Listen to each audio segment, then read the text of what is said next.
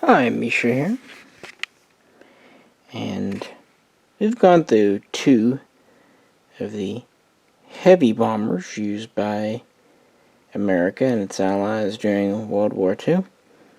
So now let's look at a smaller medium bomber.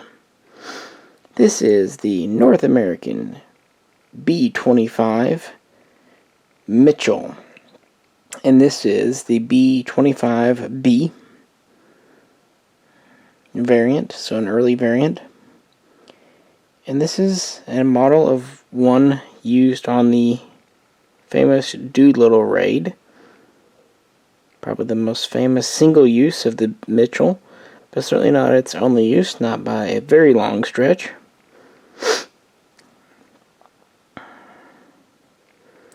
This was actually a very prolific and useful aircraft, not only during World War II, but afterwards. And this is a Corgi 172 diecast. Obviously not as heavy as the 17 or the 24 because of its size, but still just as solid with a lot of neat features. The original plane was 53 feet long, had a wingspan of about 67 feet, so it was about as long on the wingspan as the B-24 was long on the fuselage.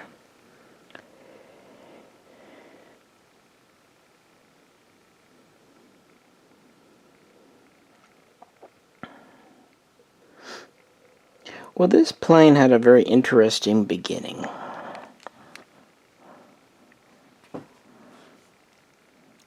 In March of 1938, the U.S.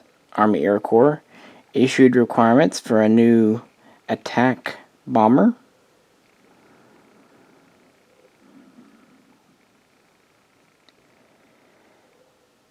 It needed to be able to carry 1,200 pounds in ordnance, have a range of at least 1,200 miles, and be capable of 200 or greater miles per hour.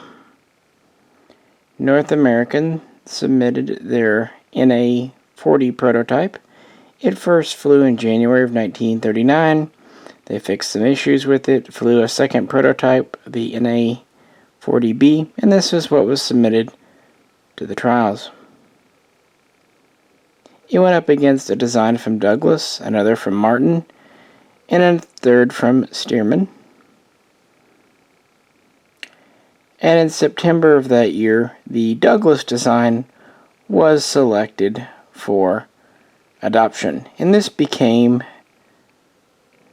the A-26, later known as the B-26 Invader, and we will get to that plane, just not right now today. Not discouraged, North American saw another opportunity to try again. In March of that same year, 1939, the U.S. Army Air Corps issued a requirement for a medium bomber. The previous requirement really had been mostly for a plane for export, although of course it would have been used by the U.S. as well, as the A-26 was. But it was mostly kind of for France and England and, that field. The new medium bomber had similar requirements, except it was 2,400 pounds of ordnance. Still had a range of 1,200 miles. And now they wanted it a little faster, 300 miles per hour. Well, they upgraded, North American, upgraded the NA-40 prototype to the NA-62 and submitted.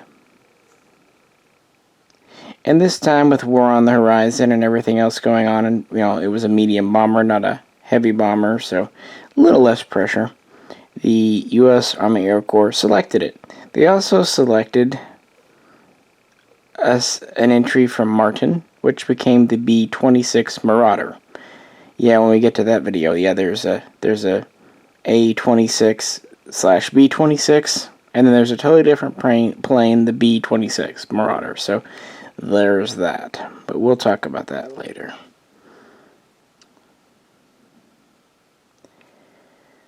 Throughout 1940 and into 41, this plane was under development and eventual construction of prototypes.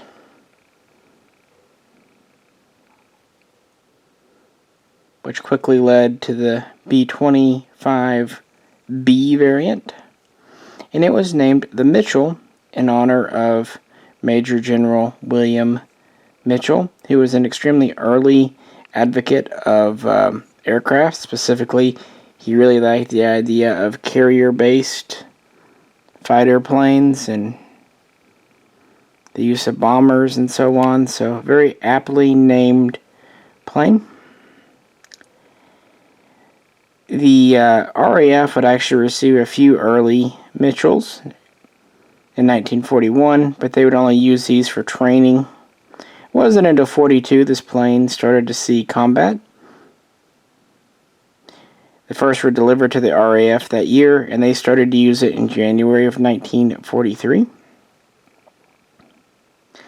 The Americans and the British used these jointly. First, these would go to Egypt, and they would be used to attack armored columns, airfields, basically kind of smaller, high-priority targets. Later, during the invasion of Italy, they would be used kind of as a ground attack, close air support for the troops. They would also be used as an anti-submarine patrol for the Mediterranean.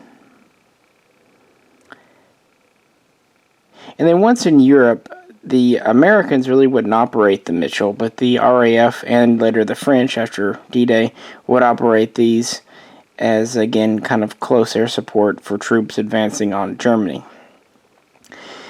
This is a medium bomber, but it was also verging on an attack bomber.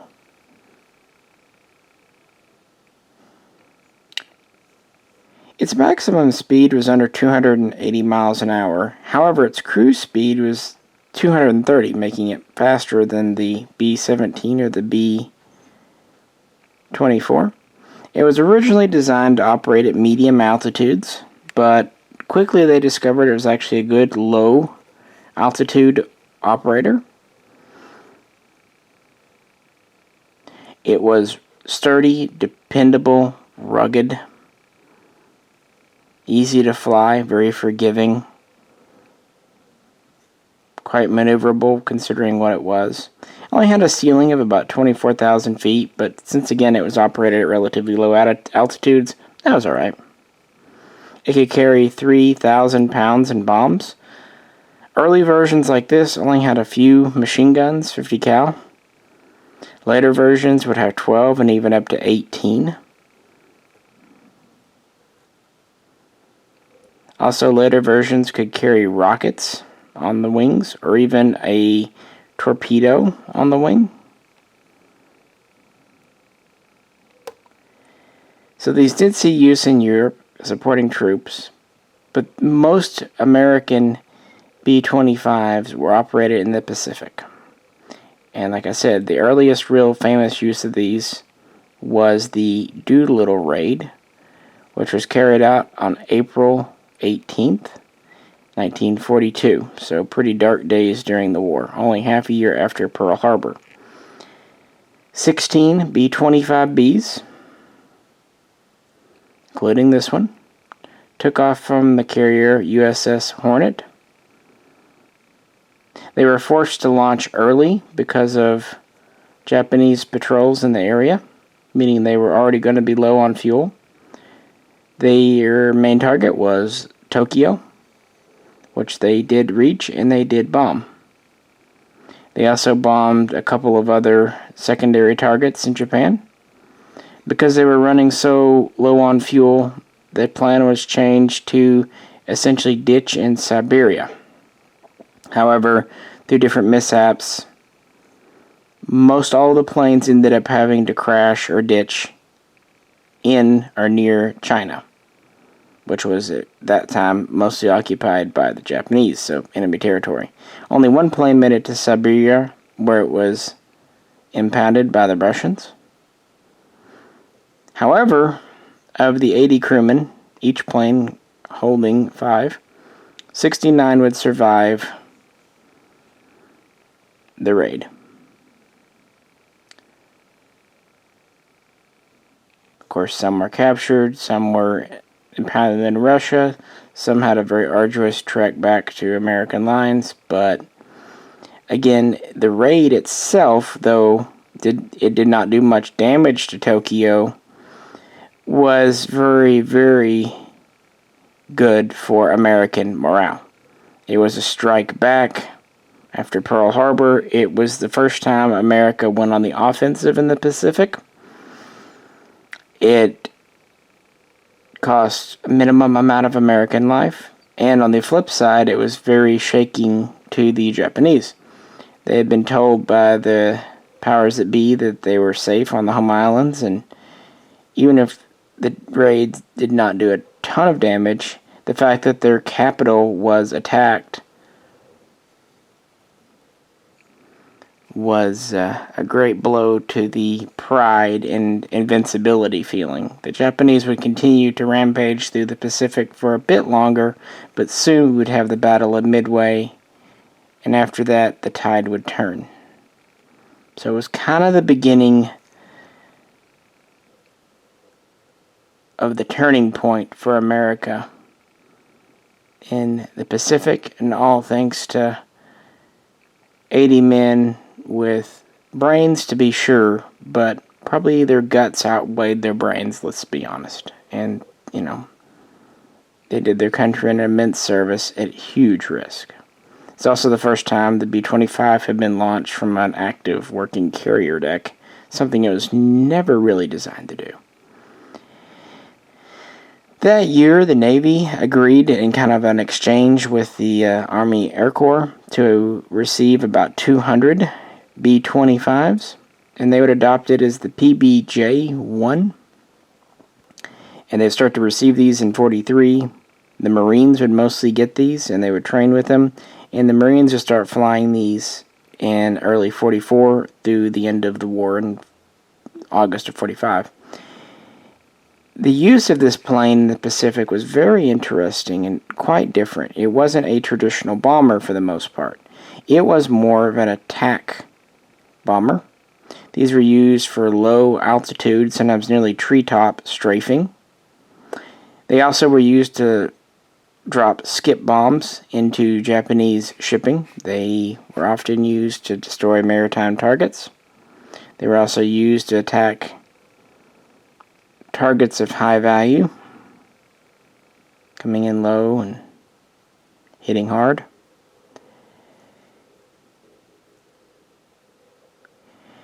Again, the B version early here didn't have a lot of guns. The C and the D versions were upgraded, but virtually the same. They were just made at two different factories by North American. When we get to the G and H versions, though, it becomes much more of a gunship. They add more and more 50 caliber machine guns, but more interestingly, they actually take a cannon from a M4 tank, a 75 millimeter cannon, and they put it in the nose of this plane. Now, this was still a manually loaded cannon, so it was very slow rate of fire. They had to rearrange the cockpit. They had to take out essentially most of the bombardier stuff. And so the navigator would load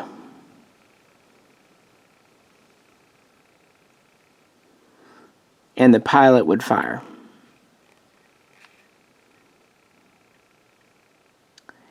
And then with the B-25J, we get back to more of a medium bomber type plane, but it still had retained a lot more of the 50 caliber guns. Again, at the maximum point, these could have up to 18 50 caliber guns, including some mounted on the sides, and they could have rockets on the wings, or it could even carry a torpedo. So a very versatile plane. And I'm not going to say it was like an A-10, but it was kind of a forerunner of what something like an A-10 might become. a close support attack craft, which isn't surprising considering the very first thing this was developed for was an attack bomber type plane.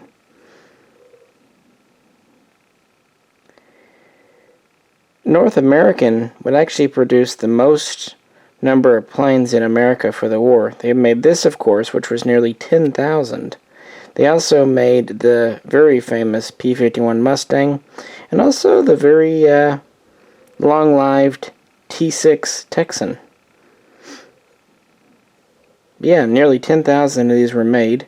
About 1,000 used by the Brits, about 1,000 used by the Navy, and 200 used by the Navy. My sword's late, guys. And French would use some. And they would stay in service even though production would end with the war. They would stay in active service through the 1950s, mostly being used as trainers, sometimes also reconnaissance craft. And the last military, Mitchell, would take its final flight in May of 1960, ending a very respectable 20-year American career.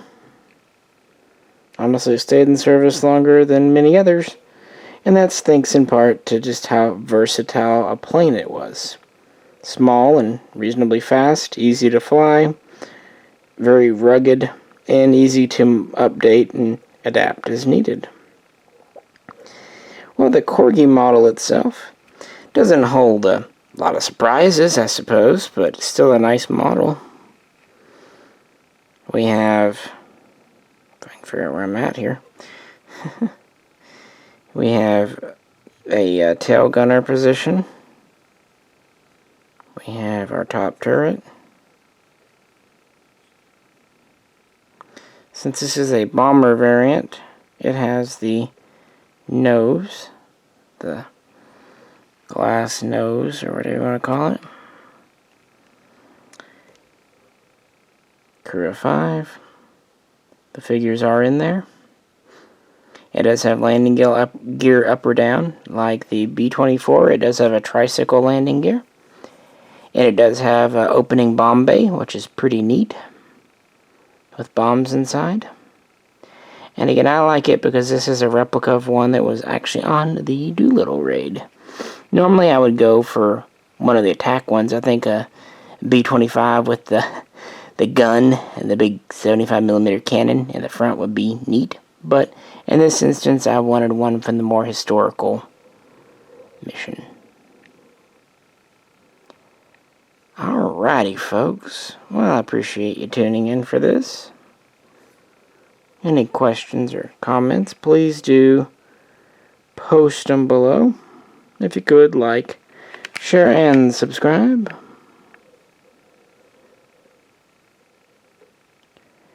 Well, this is Misha. I will catch you very soon next time.